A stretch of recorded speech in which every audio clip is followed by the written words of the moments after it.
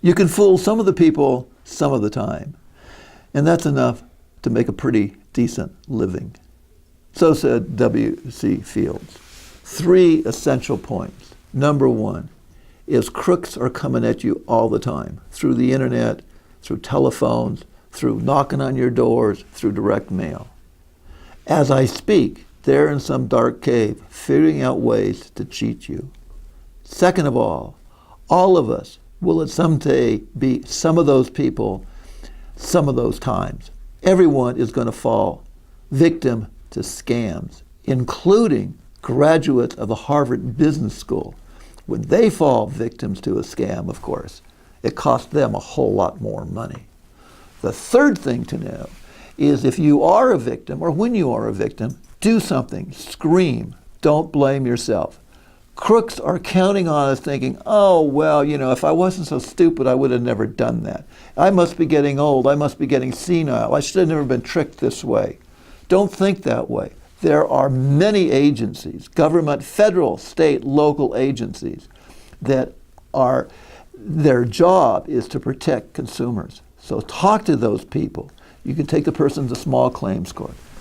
Okay, let me talk a little bit first about identity theft, keeping your identity. Now, when we were younger, that meant something different to us. It meant, being true to ourselves, marching to our own drummer, doing it our way. Now identity theft means about keeping your numbers. The way identity theft works is that a crook will get your numbers, Social Security number, checking numbers, whatever, and they will then set up additional credit cards or maybe bank accounts and get money out.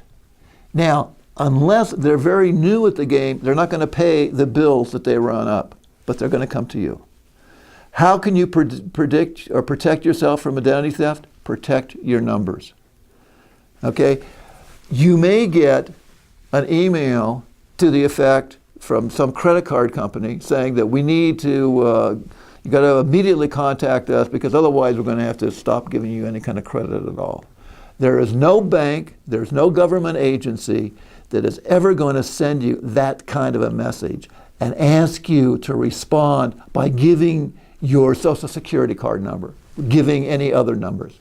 All of those are lies. Of course, if you're ordering something online, then you're going to have to give your credit card, but never answer some credit or some email that's demanding that kind of information because it's only a crook that's sending it out.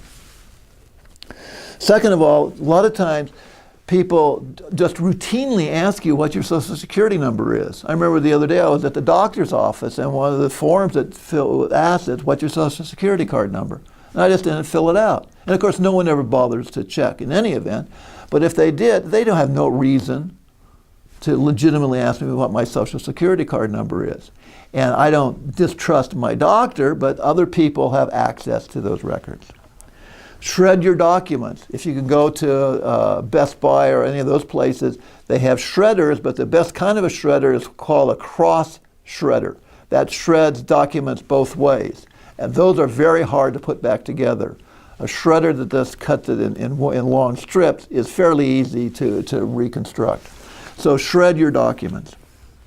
Keep your papers in a locked safe if you have one. Turn off your computer at night. You don't want to leave your computer on hooked up to the web because people can hack into your computer and get all of your records that way. When you're shopping online, by the way, it's better to use a credit card than a debit card because if somehow they steal the numbers, a credit card, you're only going to be liable up to $50 if someone steals your credit card and starts making these kind of payments. But if they get your debit card, they can maybe take everything out of your checking account. What about these free credit reports that they advertise with those horrible songs on television? Free credit reports and all of that. You should try to get a free credit report. And what you check to see is, has anybody opened up any new accounts on my name? Okay? And then you can take steps to prevent them from doing that. Now, they're always advertised as free. And of course, they never are. You have to go to the website and you work your way through and they keep asking you to buy something for $30, $20, all the way through. Eventually, however, if you're not faint of heart, you can get a free credit report. You can go to www.sec annualcreditreport.com. And there they will give you the names of the three major credit reporting agencies. Now, they are obligated to give you one free credit report a year. So if you think about it, and that way you can get 3 by going to each of them. But again, they're not going to give up that information for free without a struggle on your part. Quick thing about passwords. I always put down a password that I know I will never forget, that is very, very clever. And of course, within 12 hours I forgot what that password was. One trick is to use a very simple word, but instead of using vowels, put in a number. For example, you could have the word password, and it would be P1SSW1RDS. Or you can put in your name and just put in numbers rather than vowels, and things like that. Then you can, as those are much easier to remember. What about your credit cards and your checks? There's old-time crooks that just steal your credit card, run up bills on that. Obviously, you want to check your credit card bill to make sure that the charges on that are ones that you authorized. You have like 60 days to report fraudulent ones. Do it as soon as you can. Under the Uniform Commercial Code, and I promised a lot of my lawyer friends that I would mention the Uniform Commercial Code, for bank checks, you have 30 days to report if there's a fraudulent check among those returned. So you got 30 days to do that. And if you do, the check or the bank has to pick up the loss. If you do, after the 30 days, then you have to show that the bank was negligent, and that's going to be hard to do. What about some scams? Big scam today is the granddaughter in Canada scam. Now what these people do is they go on Facebook or other places and they get a lot of personal information about people.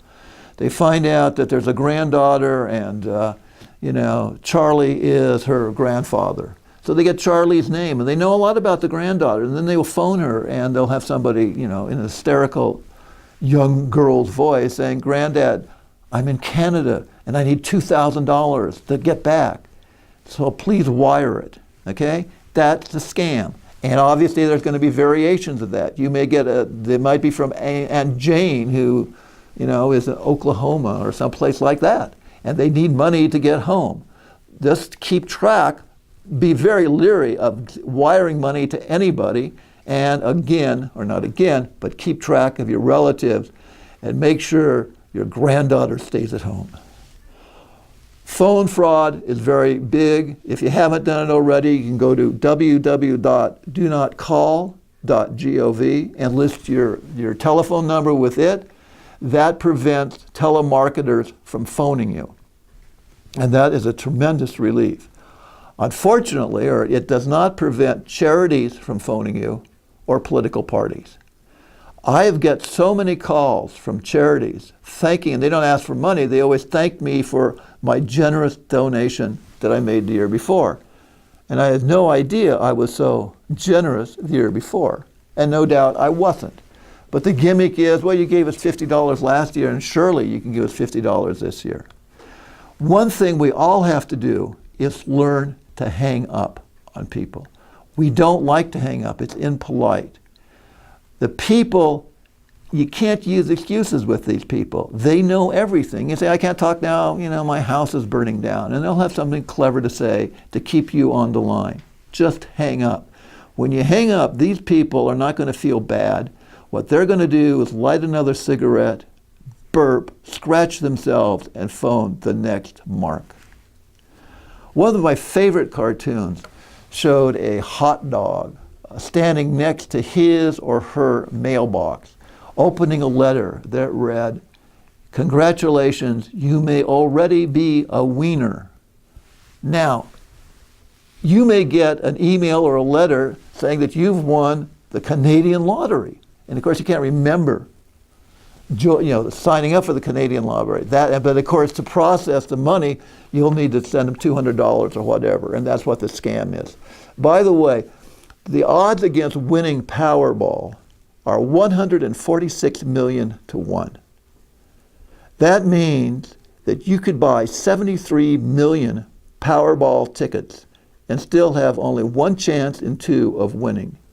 And even if you had the winning ticket, how would you ever find it? So lotteries are not a good thing to play. Home repair scams. You know, people will come, they all look like Will Rogers. Sometimes they claim they're from the city, that they want to inspect your furnace, or they have to inspect your furnace or your roof. And they get up there and they say, oh yeah, you need all these repairs. Some of the worst ones, they tear apart your furnace and say, oh yeah, well, you need these repairs. And if you give us $500, we'll repair it. Otherwise, we're just going to leave here and leave your furnace all torn apart. So be leery of those. Finally, if you do fall victim to a scam, and you're going to, do something, scream, get in touch with your county or your district attorney will have a consumer fraud. Your state attorney general will have a consumer fraud. There are a lot of federal programs that deal with consumer fraud. Just don't take it sitting down. Phone somebody, do something. Hello, Consumer Protection Agency. May I help you? Yes, I've been cheated. Please hold. I have 3 Harvard business graduates ahead of you.